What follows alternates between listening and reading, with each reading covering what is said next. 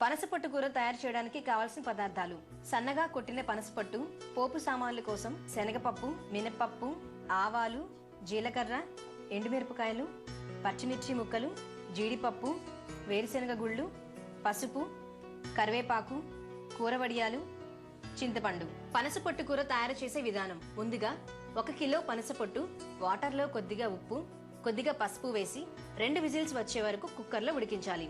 ఇప్పుడు తాలింపు కోసం శనగపప్పు, మినప్పప్పు, ఆవాలు, జీలకర్ర, జీడిపప్పు, వేరుశనగ గుళ్ళు, ఎండుమిర్చి, కూర వడియాలు, కరివేపాకు, పచ్చిమిర్చి ముక్కలు వేసి పోపు పెట్టుకోవాలి.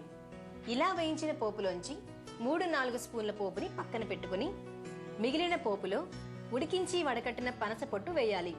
దీనిలో చింతపండు పులుసు, ఉప్పు, తగినంత కారం వేసి బాగా కలుపుకోవాలి. ఆ తర్వాత స్టవ్ ఆఫ్ చేసుకోవాలి. ఇప్పుడు నూరి పెట్టుకున్న ఆవ ముద్ద కూడా వేసి దానిలో కలపాలి. ఆ తర్వాత ఒక బౌల్లోకి తీసుకోవాలి. ఇందాక పక్కన పెట్టుకున్న పోపుని దాని మీద చల్లి క్యారెట్, కొత్తిమీరతో అలంకరించుకోవాలి. అంతే, రుచికరమైన పనసపొట్టు కూర తయారు.